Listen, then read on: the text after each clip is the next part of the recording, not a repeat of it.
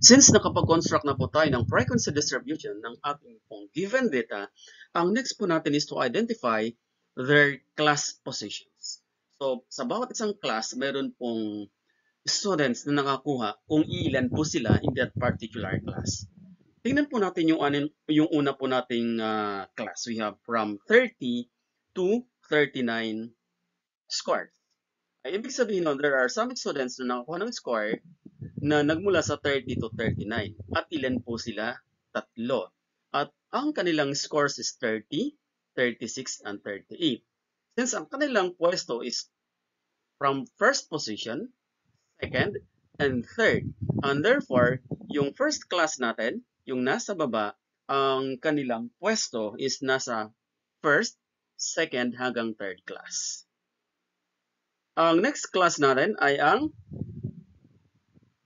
scores from 40 to 49 na kung saan isa lang ang nakakuha ng score. At yung kanyang actual score is 47 and that is in between 40 to 49. Since nag-start tayo dito sa first to third class, ang next po natin is fourth. And therefore, yung atin pong students na nakakuha ng score na 47 ay nasa fourth class po. Next ay right after the fourth class, ang next po nun is 5. So, we need to find for the students who got 50 to 59. At ilan po sila lahat? 8. We just count from 5, 8 counts. So, 5, 6, 7, 8, 9, 10, 11, 12. And therefore, ang class positions nito is from 5 to 12 classes or positions. Next, the students na nakuha po ng 10 po sila lahat from 60 to 69. At nagmumula po yun sa 13th class hanggang 22nd class. Ibig sabihin nun, yun po yung kanilang position. Next is the students who got the scores of 70 to 79, 7 po sila lahat. At ang pwesto po nun is from 23rd to 29th position. Next is students who got a score of 80 to 89. At 7 po sila lahat. Ang kanilang class position ay nasa 30 to 36 position. And lastly, the students who got scores of 90 to 99, 4 po sila. Actually, ang kanilang actual score is 95, 98, 99, 99. That's from 37 to the 40th class. Remember na ito po ay napakahalaga dahil dito po natin ma-identify kung saan natin makukuha yung every positions. So for example, we need to find for quartile 2. Tatanda natin ang quartile 2, first thing is to identify their class position na. Ito po ang ating formula para malaman po natin ating class position. So we just simply substitute k as our constant since quartile 2, papalitan natin ang 2. Then yung n natin, that's equals to 40. Saan ang galing 40? Yung total observed data. So we just simply multiply, that's equals to 2 times 40, that's equals to 80. Divide 4, that's equals to 20. Ibig sabihin nun, ang quartile 2 ay nasa 28th class. Ngayon, nahanapin na po natin dito yon sa gilid. Nasaan po ba dyan yung pang number 20? It is in between 13 to 22nd class. So this is ND, that's not DH. Pagka-identify natin ng kanilang class, bilugan na natin. Ibig sabihin nun, nandito yung pwesto ng quartile 2. Since alam na po natin na nandito yung kanyang pwesto, lagyan natin sa box. Mahalaga po yun dahil kailangan natin ng informations in order for us to identify the actual result of quartile 2. After na mailagay natin sa box, next is to identify the lower class boundary. Ito po yun yung 59.5 kung ano po yung nasa loob. Next is to identify the frequency. Yun din po yung nasa loob, 10. At ang atin pong interval, it is in between the number of every class, 30, hanggang doon sa dulo. So 10 ang pagitan nilang lahat. So this is the interval. Constant po yan.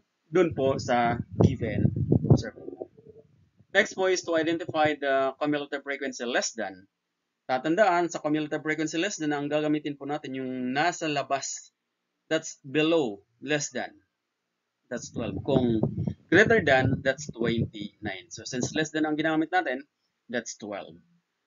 Since nakuha na po natin yung information on how to solve for our quartile 2, we just simply apply the formula for quartile 2. That's equals to lower boundaries plus we have the position of the class kn over 4 minus the cumulative frequency. This is the frequency and this is the interval. We just simply substitute this. And therefore, 59, ito po yun. Our k times n over 4, that's 20. Ito po yun. Palitan lang natin. And then our cumulative frequency, 12. That's, ito po yun na nandito kanina.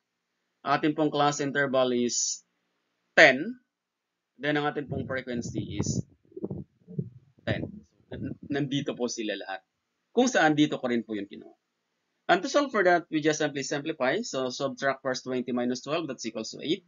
Divide by 10. This is 10. Palitan na lang natin. Pang hindi na bago. So this is equals to 10.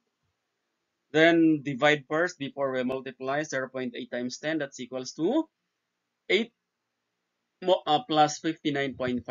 And therefore, our quartile 2 is equals to 67.5. So we have to identify our quartile 2 na kung saan siya po ay nasa gitna ng 60 to 69. At tatandaan din po na ang quartile 2 is also equivalent to the median class. So pag median class, nasa gitna. Count natin kung nasa gitna. 1, 2, 3. 1, 2, and 3. Ibig sabihin nun, sakto tayo dahil nasa loob ng kanyang given data yung ating number.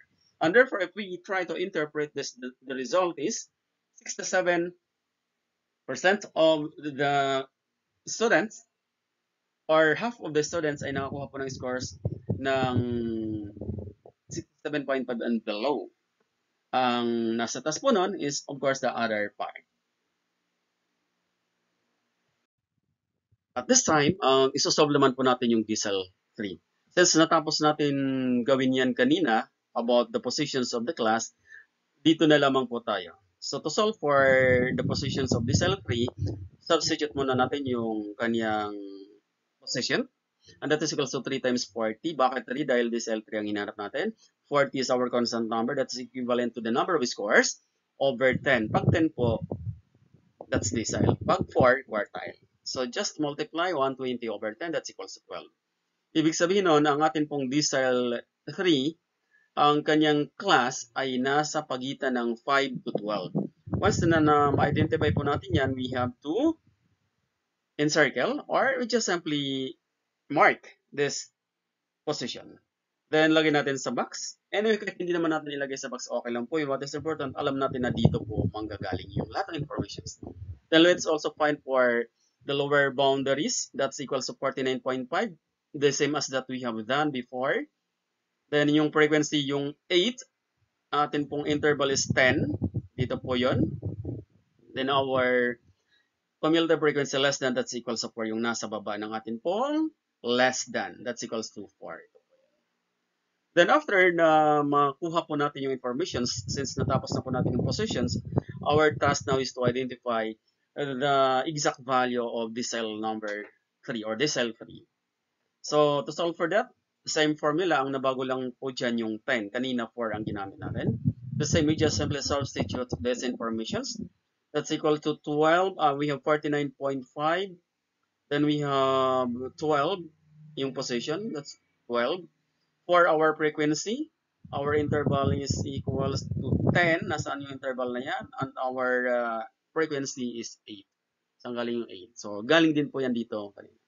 Then we just solve, simplify. That's equals to 8 over 8.